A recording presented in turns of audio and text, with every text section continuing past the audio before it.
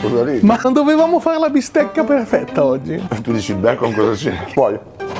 Vabbè, Per abitudine. va sempre bene il bacon. Ah, basta.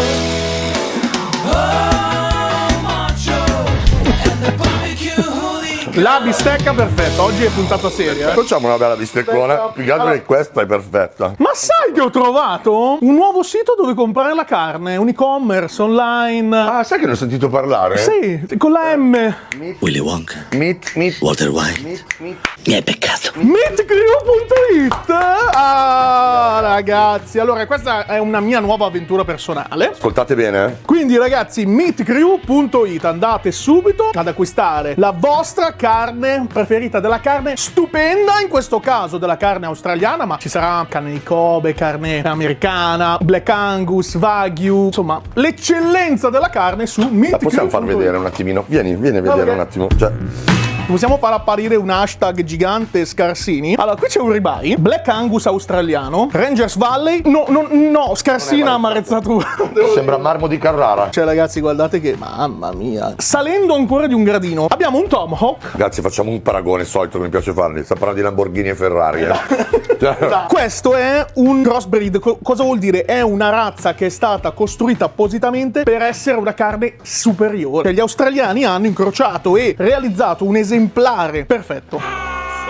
Grado di da piangere, una marezzatura pelle d'oca. impressionante. In scala marbling che usano loro è un 5+. Come si cuoce la bistecca perfetta? la facciamo in cottura diretta. Usando?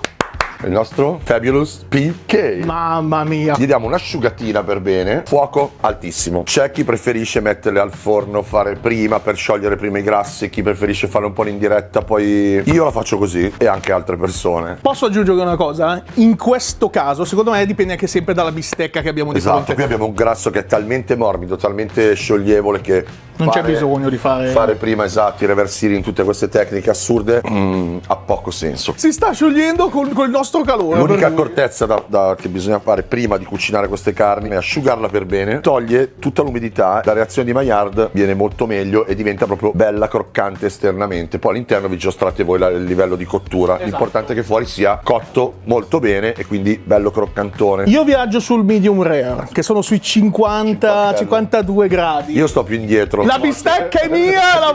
Potete mettere del sale grosso, il sale notoriamente asciuga, come il vostro amico che non smette mai di parlare, e gli date una mezz'oretta in modo che asciughi ancora di più tutti i liquidi esternamente alla carne. Questa è una tecnica, tra l'altro, che si chiama dry brining. In questo caso, fatta poco prima, serve ad asciugare. Fatta di solito la sera prima, serve a rendere più succulente quelle carni che hanno magari una marezzatura minore. Quindi se tu la lasci tutta la notte, tira fuori l'acqua che poi viene riassorbita. Quindi queste Scusa, ribeye. ma meetcrew.it potete portarvela a casa voi. Guarda, è pazzesca.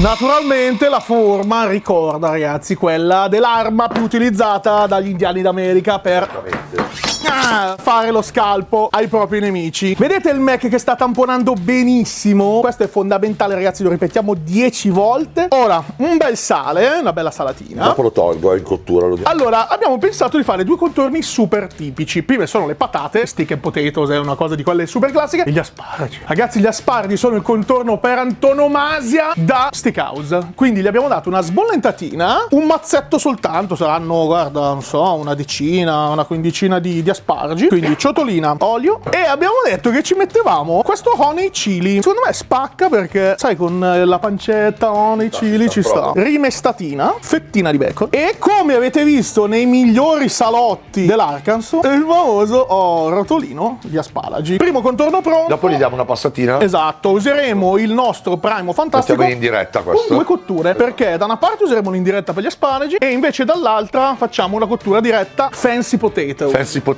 Abbiamo fatto bollire delle patate dolci e delle patate normali, diciamo, e ci facciamo dei bei cubottoni.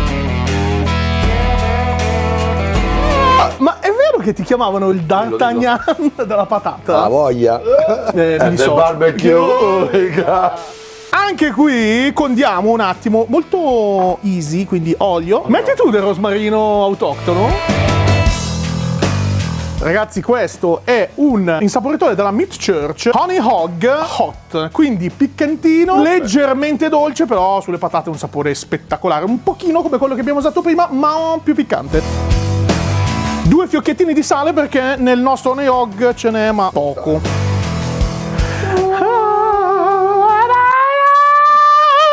Bello questo da mezzo criminale dell'Arkansas. Allora,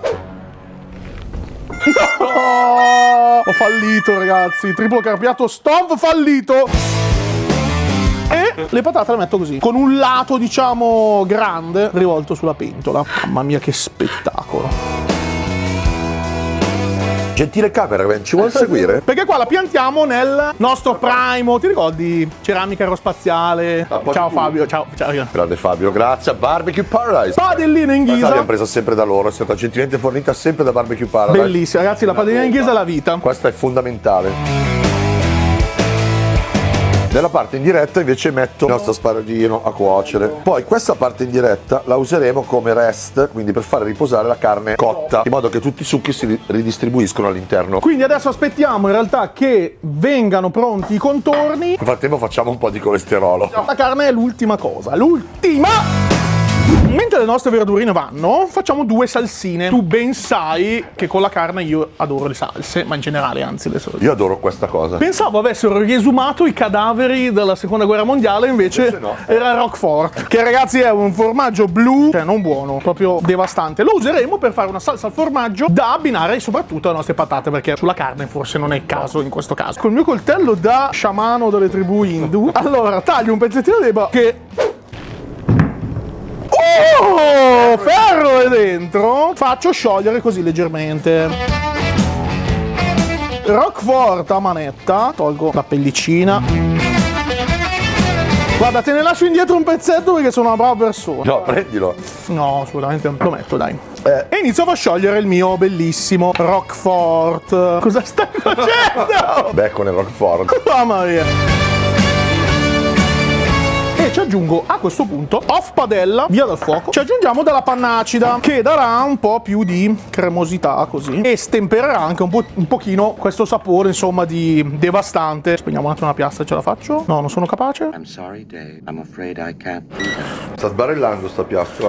Eccoci qua, quindi panna acida dentro, mi raccomando fuori dal fuoco. Mischiati. Mamma mia. Sai che ci pucerei la bistecca in questo momento? Ma non lo diciamo, sennò poi i puristi ci dicono che... Ah, ricordiamo, noi facciamo la bistecca alla nostra maniera. Non stiamo dicendo che si fa solo così, ci sono tanti modi di farla. Questo è il nostro. La salsina è pronta, la assaggi tu per favore perché io me ne vado. Gli metto un po' di erba cipollina? Assolutamente sì, bravo. Come? Cascade! Ho chiamato Amplifon e ho preso un appuntamento. Wow.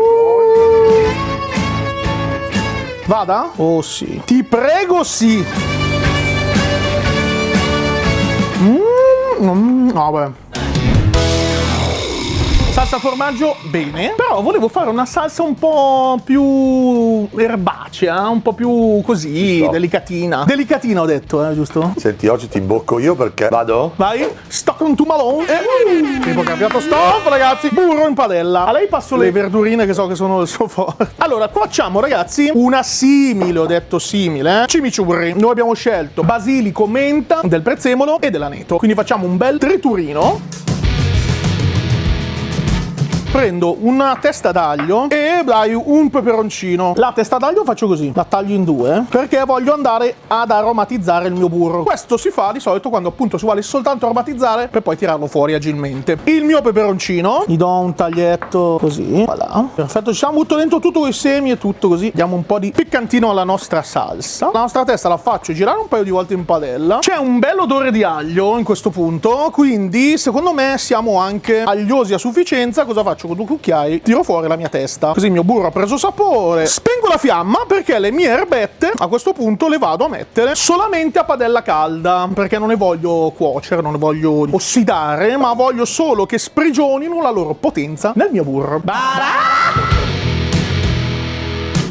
chiudiamo con una salatina, così con i nostri fiocchi di sale Maldon, e un'ogliatina crudo, così abbiamo il sapore dell'olio bello fresco. Vorrei solo farti sentire il profumo. Ma come voli? No, aspettiamo che le patate e gli asparagi siano cotti, perché poi in realtà la carne... Sì, ecco, una cosa importante, lasciatela fuori dal frigo in modo che cominci a diventare temperatura ambiente. Se la togliete dal frigo la dovete mangiare al sangue, è al sangue ma dentro è fredda, gelata. Temperatura ambiente quantomeno parti da un 20 gradi, meno che abitate, che ne so, al Polo Nord, l'ambiente è un po' differente. Però nel senso, avete capito cosa voglio dire?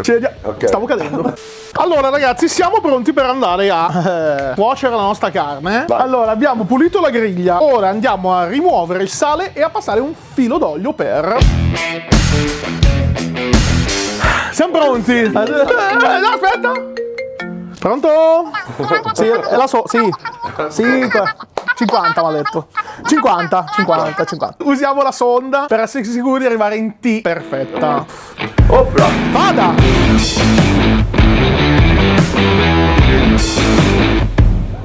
Mamma, c'è una sudarella. Mamma mia, ragazzi. 48. Vai, dai. Tiro via la sonda. Là. Possiamo iniziare Vassoino, vassoietto. Esatto, a preparare il nostro piatto da portata da fighi. Assolutamente. Ci siamo? Tutto pronto? Direi che è il momento di scaloppare. Bella, sentilo. Esatto. Questo lo porto a Maggie, magari. Si taglia contro fibra, in modo che se la carne già non fosse tenera a sufficienza. No, non è assolutamente tenera. Carne scaloppata, piatto da portata. Adesso vedete che facciamo una roba gourmet. Guarda come te l'ho fatta come piace a te, medium rare. Oh my gosh, vedete? Vedi che questa carne è rosa, ragazzi? Uguale! Guarda, guarda. Asparagino, patate.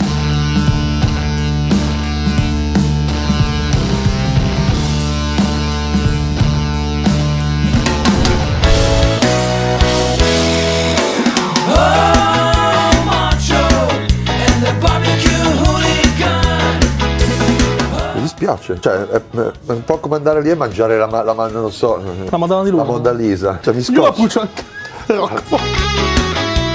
Ma proprio pazzo. Viva l'ibrido. Viva l'ibrido, ragazzi. Che io l'ho pucciato nella salsa, ma perché la conosco già. Ma questa carne, ragazzi, tra l'altro non so se vedi, il fatto di avere tutto quel grasso infiltrato fa sì che tu cuocendola, quel grasso sparisce in realtà, perché non lo ritrovi poi all'interno. E la carne ha una succulenza fuori da normale. E poi il sapore del grasso. Io non ci sto credendo. Scarsini? Fammi poi un pezzettino di grasso. Tu le- Comunque, come al solito, hashtag Scarsini. Scarsini. Assaggia anche una patata, guarda. Vedo che la verdura piace sempre a tutti, Però la carina di contorno. Li mangio. Anch'io, guarda. Buoni perché fatti così rimangono croccanti, non diventano molloni. Noi ci siamo mangiati questo tomahawk. Grazie mille a Meat Crew per averci portato la carne, quindi ci ringraziamo da soli. Io vi ricordo che se volete continuare a seguirci dovete seguirci su Instagram, sono MochHF and Barbecue Hooligan. ci vediamo qui su YouTube con il prossimo episodio di Moch and the Barbecue Hooligan. Non so quando, ma presto. Intanto Vi noi siamo mancati, vi siamo mancati. Mocio. Scarsini.